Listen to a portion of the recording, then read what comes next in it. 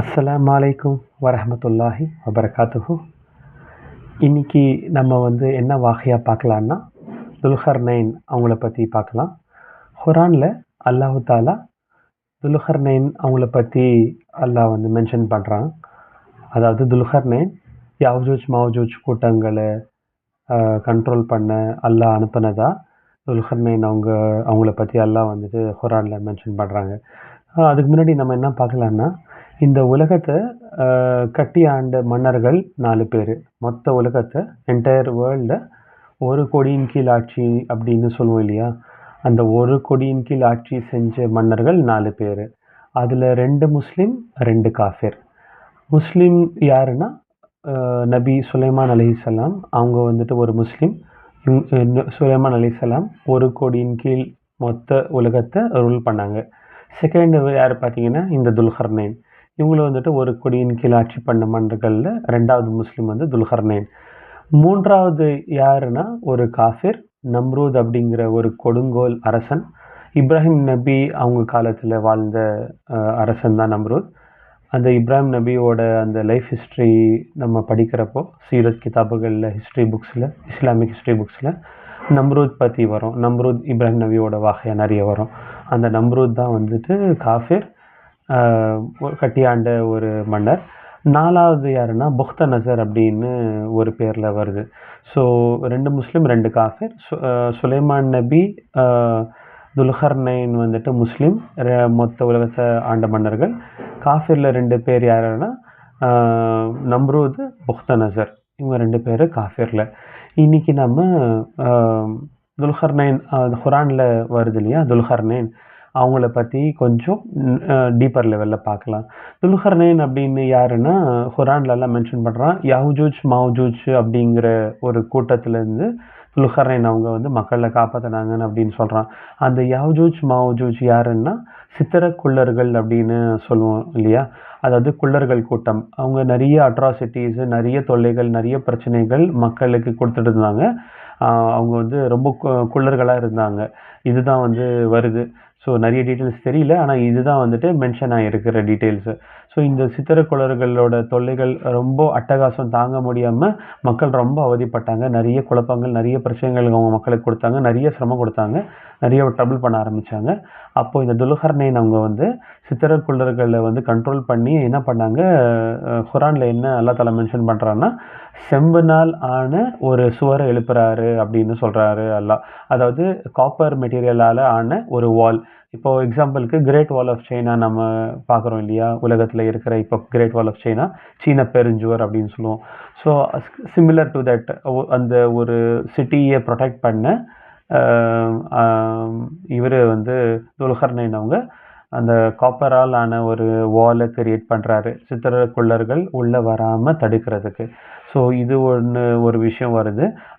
அவர் அல்லாஹ் வாலாவாக இருந்திருக்காங்க அப்படின்னு அல்லாஹ் தஆலா சொல்கிறான். முஸ்லீம்னு சொல்கிறான். ப்ளஸ் அவர் இறைநேசராகவும் இருந்திருக்காரு. இறைநேசர்னா அல்லாஹ்க்கு க்ளோஸான இருக்கிற ஒரு முஸ்லீமாக இருந்திருக்காருன்னு அல்லாஹ் மென்ஷன் பண்ணுறான்.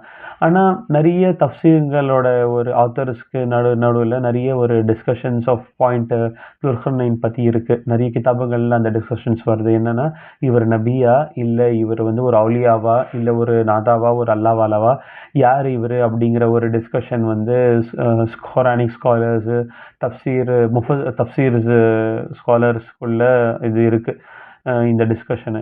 ஸோ அதில் என்ன டிஸ்கஷன்னு சிலது பார்க்கலாம். அதாவது துல்கர்னைன் அப்படிங்கிற ஒருத்தர் யாருன்னா, ஒரு 2-3 தியரிஸ் இருக்குது. அதில் ஃபஸ்ட்டு தியரி என்னென்னா, நிறைய ஒப்பீனியன்ஸ் என்ன சொல்கிறாங்கன்னா, அலெக்சாண்டர் த கிரேட் அப்படின்னு நம்ம ஹிஸ்ட்ரி புக்ஸில் பார்க்குறோம் இல்லையா, அந்த அலெக்சாண்டர் த கிரேட் தான் துல்கர்னைனாக இருக்குமோ அப்படின்னு ஒரு சைடு ஒப்பீனியன் இருக்குது. ஆனால் அதுக்கு கான்ட்ராடிக்ட் பண்ணுற வேறு ஒரு ஒப்பீனியன் ஆப்போசிட் சைடில் என்ன இருக்குன்னா, இல்லை அலெக்சாண்டராக இருக்காது. ஏன்னா அலெக்சாண்டர் த கிரேட் அப்படிங்கிற ஒருத்தர் ஒரு மஜூசியாக இருந்திருக்கிறாரு. மஜூசின்னா ஃபயர் வர்ஷிப்பர், நெருப்பு வணங்கின்னு சொல்லுவோம் இல்லையா. ஸோ அவர் ஒரு மஜூசியாக இருந்திருக்கிறாரு. ஸோ அலெக்சாண்டர் த கிரேட் இருக்க வாய்ப்பு இல்லை அப்படின்னு சொல்கிறாங்க ஆப்போசிட் சைடு ஒப்பீனியன் இருக்கிறவங்க. 2வது அலெக்சாண்டர் த கிரேட் அரிஸ்டாட்டல் இருக்கார் இல்லையா, கிரீஸோட ஃபேமஸ் சாக்ரட்டிஸோட டிசைப்பிள் அரிஸ்டாட்டலோட டிசைப்பிளாக அலெக்சாண்டர் த கிரேட் இருந்திருக்காங்க. ஸோ இவர் இருக்க முடியறதுக்கு வாய்ப்பு இல்லை. ஏன்னா துல்கர்னைன்கிறது ஒரு முஸ்லீம் அப்படின்னு நல்லா சொல்கிறான். ஆனால் இவங்க வந்துட்டு முஸ்லீம் இல்லாத ஒரு இது ப்ரூஃப் தான் நமக்கு தெரியுது அலெக்சாண்டரோட லைஃப் ஹிஸ்ட்ரியிலையும். ப்ளஸ் வந்துட்டு அரிஸ்டாட்டலோட டிசைபிள் அலெக்சாண்டர் த கிரேட் அப்படிங்கிற இதுலேயும் வந்து நமக்கு என்ன தெரியுதுன்னா இவங்க முஸ்லீம்ஸ் கிடையாது. ஸோ அந்த ஒப்பீனியன், அந்த தியரிங்கிறது இருக்கு இல்லையா, அந்த தியரி ஃபால்ஸ் அப்படின்னு சொல்கிறாங்க. ரெண்டாவது தியரி என்னன்னா, நம்ம தமிழ் கடவுள் முருகர் இருக்கார் இல்லையா, முருகன், இவர் துல்கர்னைனா இருந்திருக்கோமோ அப்படிங்கிற ஒரு ஒப்பீனியன் வருது. இது எதனால் இந்த தியரி இருக்குன்னா, கிருபானந்த வாரியார் அப்படிங்கிற ஒரு ஒரு தமிழ் ஸ்காலர் இருந்திருக்கார் இல்லையா, அவர் இறந்து போயிட்டாரு. அந்த கிருபானந்த வாரியார் அவரோட ஸ்பீச்சஸில் மென்ஷன் பண்ணியிருக்காரு. அதாவது மதுரையில் பிறந்த முருகன் ராவுத்தர் ஃபேமிலியில் ஒரு முஸ்லீம்க்கு பிறந்திருக்காங்க. ஆனால் வந்து முஸ்லீம் ஃபேமிலியில் பிறந்து அவர் வந்து இறை பக்திமானாக இருந்திருக்காங்க அப்படின்னு சொல்கிறாரு. அப்புறம் அந்த முருகன் இருக்கார் இல்லையா, இவர் வந்து இன்னொரு பேரும் இருக்கு இல்லையா, சிக்கந்தர் அப்படின்னு ஒரு ஒரு பேர் இருக்கு. சிக்கந்தர் அப்படிங்கிற பேர் யாருன்னா ஒரு மன்னரை குறிக்கிற ஒரு பர்ஷியன் சொல் அது சிக்கந்தர். நிறைய அன்றாட இதில் கூட நம்ம சிக்கந்தருங்கிற பேர் நிறைய பேர் வைப்பாங்க. அந்த சிக்கந்தர் என்னன்னா அரசன் அப்படிங்கிற ஒரு மீனிங்கில் வருது. ஸோ இந்த மாதிரி உலகத்தை கட்டி ஆண்ட மன்னர்களுக்கு உருதுவில் பார்த்தீங்கன்னா சிக்கந்தர் அப்படின்னு, சிக்கந்தர் பாதுஷா, சிக்கந்தர் அப்படின்னு சொல்லுவாங்க. இந்த சிக்கந்தர் பேர் எதனால் வருதுன்னு கிருபானந்த வாரியார் சொல்கிறாருன்னா, இந்த முருகர் அவங்க கான்டெக்ஸ்டில் சிக்கல்களை நீக்கும் கந்தர், அதனால் சிக்கந்தர் அப்படின்னு கிருபானந்த வாரியார் சொல்கிறாரு. ஸோ துல்கர்னைன்கிறது முருகனா இருக்குமோ அப்படிங்கிற இன்னொரு தியரி கிருபானந்த வாரியார் அவங்களே வந்து மென்ஷன் பண்ணுறாங்க. ஸோ இது வந்து ரெண்டாவது தியரி.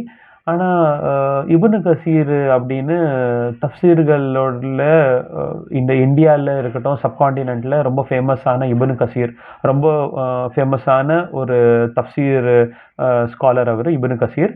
இப்னு கசீர் அவர் நிறைய ரிசர்ச் பண்ணுறாரு. அவர் என்ன சொல்கிறாருன்னா, இந்த ரெண்டு ஒப்பீனியனுமே, ரெண்டு தியரியும் தப்பு.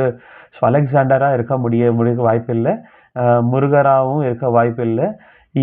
இப்னு கசீர் என்ன சொல்கிறாருன்னா, துல்கர்னைன் இப்ராஹிம் நபி அவங்க காலத்திலேயே சமகாலத்தில் வாழ்ந்த ஒரு ஒரு ஒரு அரசன் அப்படின்னு அவர் மென்ஷன் பண்ணுறாரு. அதாவது 5000 இயர்ஸ் முன்னாடி வாழ்ந்த இப்ராஹிம் நபி இருக்காங்க இல்லையா, அவங்களோட சமகாலத்தில் வாழ்ந்த ஒரு இறைநேசர் தான் வந்து துல்கர்னைன் அப்படின்னு சொல்கிறாரு. அவர் வேற இன்னொன்று என்ன சொல்கிறாருன்னா, துல்கர்னைன் ஒரு வாட்டி மக்காவுக்கு வந்திருக்காங்க. அந்த இப்ராஹிம் நபி மக்கா மறுசீரமைப்பு பண்ணார் இல்லையா, அந்த மறுசீரமைப்பு பண்ணதுக்கப்புறம் காபாவை அவர் துல்கர்னைன் மக்காவுக்கு வராங்க அப்படின்னு தெரிஞ்சோடனே இப்ராஹிம் நபி மக்கா ஊரோட எல்லைக்கு வந்து துல்கர்னைன் அவங்கள ரிசீவ் பண்ணியிருக்காங்க அப்படின்னு கூட அவர் மென்ஷன் பண்ணுறாரு.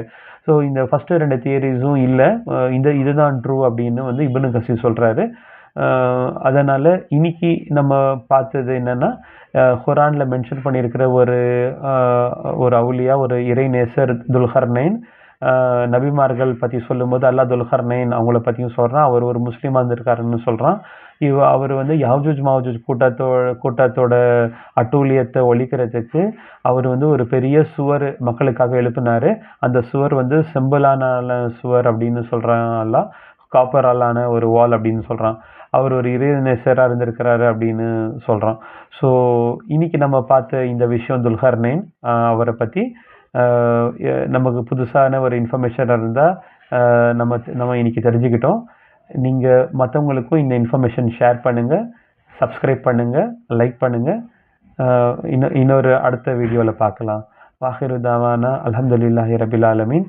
அஸ்ஸலாமு அலைக்கும் வரஹ்மத்துல்லாஹி வபரகாத்துஹு.